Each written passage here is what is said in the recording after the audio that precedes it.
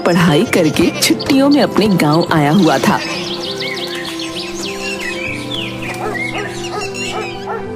अब तेरा कॉलेज तो हो गया भाई, अब अच्छी सी नौकरी ढूंढ ले, जिंदगी अच्छे से बीतेगी। क्या पापा अभी अब नौकरी करने का जमाना गया, मैं तो बिजनेस करूंगा बिजनेस। क्या आप भी कम से कम उसे खाना तो खा लेने दीजिए।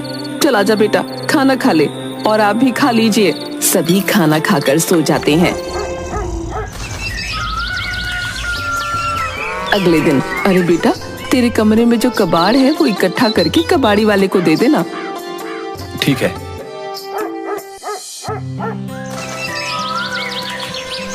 अगले दिन रोहित सारी कबाड़ी इकट्ठा करता है और कबाड़ वाले का इंतजार करता है।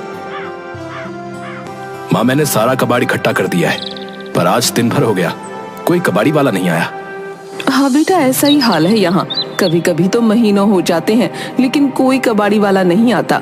अब देख, जब आ जाए तब दे देना। रोहित एक हफ्ते तक कबाड़ वाले का इंतजार करता है। कितने दिन से कबाड़ी वाले का इंतजार कर रहा हूँ, लेकिन एक भी कबाड़ी वाला नहीं आया। फिर वो अपना फोन चलाने लग जाता है। अरे बेटा, मैंने सुना है कि आजकल सभी चीजें ऑनलाइन मिल जाती हैं। अच्छा जरा सुनना, मेरे लिए एक साड़ी मंगवा दे ऑनलाइन। तेरे पापा को तो बोल बोल कर थक गई, पर ला कर ही नहीं देते, कंजूस कहीं के। आजकल सभी चीजें ऑनलाइन मिल जाती हैं, बस एक कबाड़ ही नहीं बिकता ऑनलाइन। तभी बाहर से जयराम की आवाज आती है। अरे ओ रोहित की माँ, जरा पानी तो ला दो। अरे आ रही हूँ, और बाहर चली जाती है। सही तो है, आजकल सभी चीजें ऑनलाइन मिल रही हैं, लेकिन बस कबाड़ ही नहीं बिकता। क्यों ना मैं एक ऐसी ऐप बनाऊं जो घर घर जाकर कबाड़ उठा सके। कुछ दिनों बाद रोहित रघु से मिलता है। अरे भाई, कहाँ ईद का चांद हो रखा था? इतने दिन से ना कोई फोन ना मैसेज। अरे भाई, खजाना मिल गया, खजाना। क्या? फिर रोहित रघु को अपना आइडिया बताता है। अब कबाड़ को रिसाइकल करके हम अपना बिजनेस शुरू करेंगे। और हाँ, तुझे एक वेबसाइट बनानी है जिससे लोग हमें फोन लगाकर कबाड़ बेच सकें। हाँ, पर पहले हमें लोगों के घर जाकर कबाड़ इकट्ठा करना पड़ेगा। कुछ दिन बाद, अरे रोहित, देख, जो तूने वेबसाइट बनाने के लिए बोला था ना, वो मैंने बना ली है। और ये देख, हमारी वेबसाइट को बहुत लोगों ने देखा भी है, कुछ ने बहुत पॉजिटिव रिस्पांस भी दिया है। और देख, कितनों ने तो अभी से ऑनलाइन कबाड़ बेचना भी शुरू कर दिया है। अब बस हमें वहाँ चलना है और उनके घर से कबाड़ उठाना है। फिर रघु और रोहित दोनों कबाड़ इकट्ठा करने के लिए घर घर जाते हैं। भैया, कोने में रद्दी पड़ी है, उठाने के बाद में वहाँ पर झाड़ू भी लगा देना। रघु को बहुत बुरा लगता है, पर वो फिर भी वहाँ से कबाड़ उठाकर अपने साथ ले आता है। रोहित दूसरे घर जाकर, वैसे भाई, ये तो बहुत अच्छा किया आपने, अब मुझे कबाड़ी वाले का इंतजार नहीं करना पड़ेगा। ये सारा कबाड़ यहाँ से ले जाओ। रोहित कबाड़ उठाने लगता है और उसे कबाड़ में एक कंप्यूटर मिलता है। अरे भैया, ये कंप्यूटर ये भी कबाड़ में देना है क्या? हाँ, ले जाओ, ये अब किसी काम का नहीं है। बताओ कितने में लोगे? अरे वाह, 25,000 का कंप्यूटर कबाड़ में मिल रहा है, इसके तो मुझे पूरे पैसे मिल जाएंगे। भाई 5,000 में ले लूंगा। अरे वाह, इतना बेवकूफ कबाड़ी वाला तो मैंने आज तक नहीं देखा। इस कबाड़ कंप्यूटर के मुझे पूरे 5,000 दे रहा है। अरे हाँ हाँ भाई, ले जाओ ले जाओ। शाम को रघु और रोहित दोनों इकट्ठा होते हैं।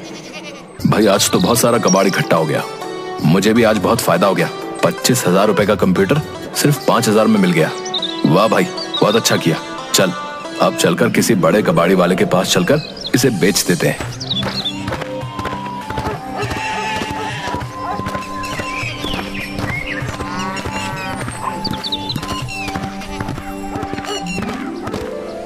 और अपनी अपनी कबाड़ी लेकर बड़े कबाड़ खाने पहुंच जाते हैं। भैया, ये सारा कबाड़ कितने में लोगे? और ये कंप्यूटर, ये कितने में लोगे? अरे भैया, इस कंप्यूटर के तो आपको सिर्फ 500 मिलेंगे। क्या? सिर्फ 500? पर ये तो बहुत महंगा कंप्यूटर है। अरे भाई, कबाड़ है तो कबाड़ के भाव में ही लूंगा ना। और वैसे भी इतने सालों से ये धंधा कर रहा हूँ, तो मुझसे बेहतर तो कबाड़ का भाव कोई जान ही नहीं सकता। मजबूर होकर रोहित और रघु को कंप्यूटर को 500 रुपए में ही बेचना पड़ता है। ठीक है भैया, ले लो। फिर रघु और रोहित दोनों मिलकर वहाँ पर अच्छे से काम देख लेते हैं और फिर थोड़ी देर में बाहर आ जाते हैं। यार, मैंने तो सोचा था कि ये काम बहुत आसान होगा, लेकिन ये तो इतना मुश्किल है। हाँ भाई, अब कुछ अलग करना है तो मुश्किल तो होगी। हाँ, और अब सोचा है तो करके भी दिखाएंगे।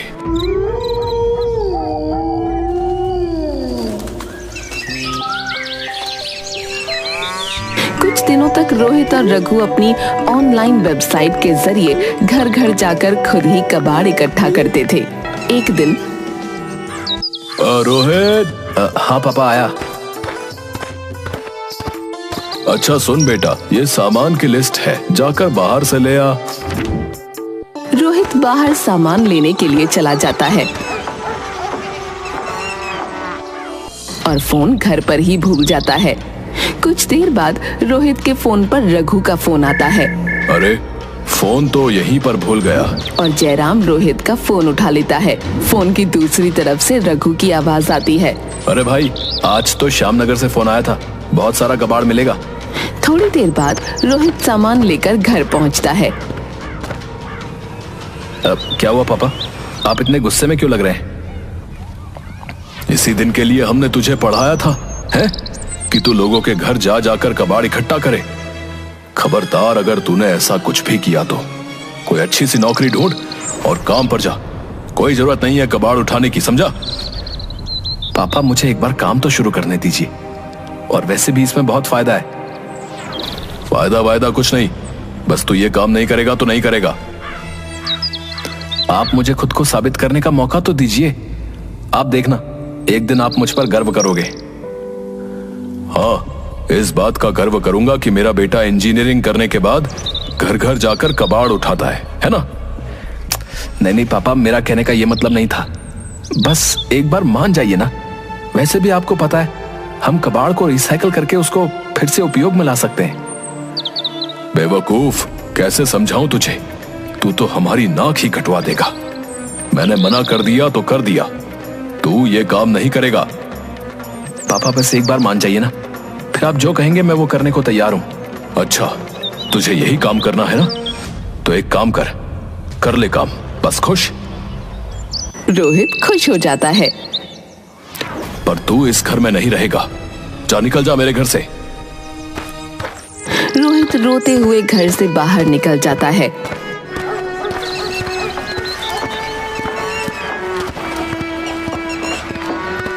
थोड़ी देर बाद रोहित रघु के पास जाता है। अरे भाई, क्या हुआ? तू इतना उदास क्यों लग रहा है? रोहित रघु को सारी बातें बताता है।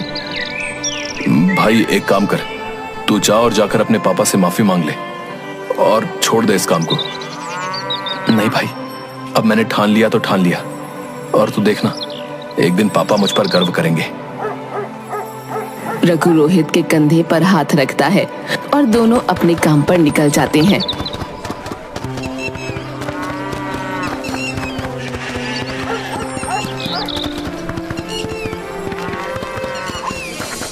कुछ दिनों तक दोनों कबाड़ इकट्ठा कर करके बड़े कबाड़ी वाले के पास बेच देते थे और जो भी मुनाफा मिलता उसे इकट्ठा करके रख लेते थे। एक दिन रोहित और रघु दोनों कबाड़ी लेने के लिए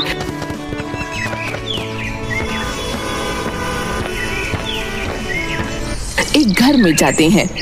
रघु फोन में एड्रेस देखकर घर की डोरबेल बजाता है। यार, एड्रेस तो यहीं का था, पर ये दरवाजा खोलने में इतनी देर क्यों लगा रहे हैं?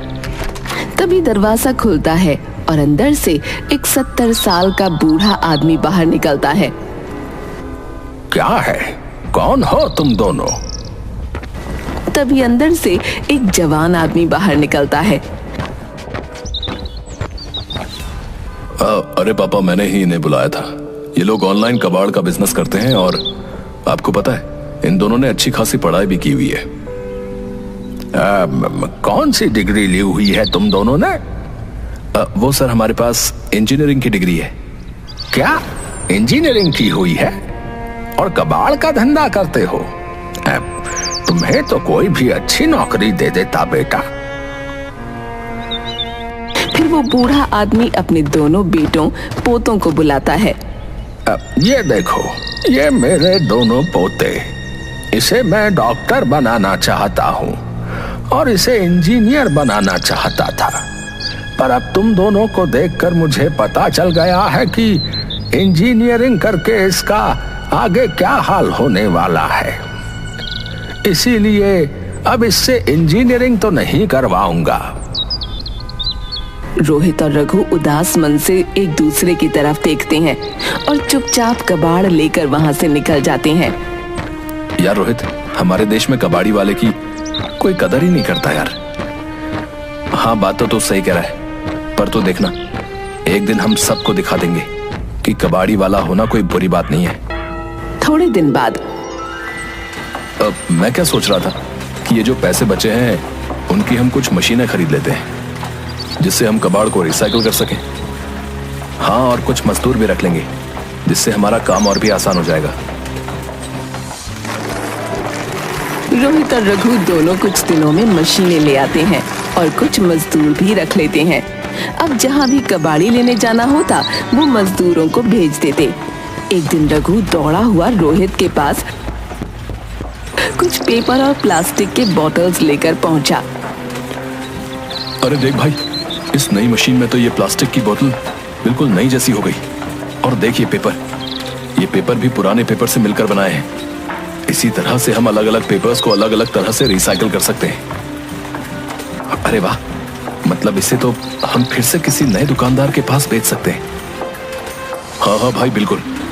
इस तरह की तो और मशीनों से हम अपना सारा कबाड़ रिसाइकिल कर सकते हैं।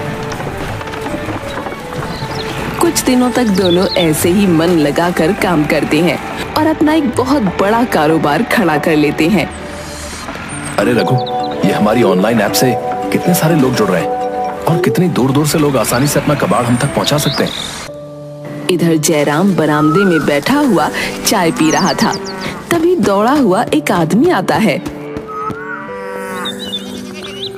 अरे काका, अरे तुमने आज का पेपर देखा कि नहीं? अरे इसमें अपने रोहित भैया का फोटो छपा है। क्या? रोहित का फोटो? हाँ काका, देखो उन्होंने अपने ऑनलाइन कबाड़ के बिजनेस को कितना बड़ा कर लिया। और तो और दूर दूर से उन्हें कबाड़ भी मिलता है और वो उस कबाड़ को रिसाइकल करके किसी बड़ी फैक्ट्री में भी बेचते हैं। क्या? सच में? हाँ काका, यकीन ना हो तो खुद ही देख लो। मैंने अपने बेटे को क्या कुछ नहीं सुनाया और वो मुझसे कहता रहा कि एक बार मेरी बात मान लो, पर मैंने उसकी एक नहीं सुनी। अब वो मुझे कहाँ मिलेगा? अरे काका, अरे इतनी फिक्र काहे कर रहे हैं? रोहित भैया को फोन में घुमाओ और बात कर ले। फिर जयराम कांपते हुए हाथों से फोन लगाता है। दूसरी तरफ, हेलो, रोहित कबाड़ी वाला स्पीकिंग। अब यहाँ पर भी एक बहुत बड़ा कबाड़ है, क्या आप उसे अपने साथ नहीं लेकर जा सकते? रोहित अपने पापा की आवाज पहचान जाता है। पापा?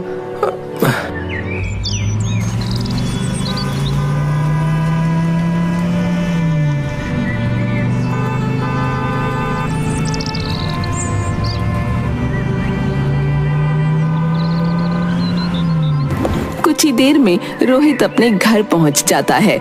जयराम खड़ा होकर रोहित को गले से लगा लेता है। बाप की बात का इतना बुरा लग गया कि इतने समय से घर ही नहीं आया।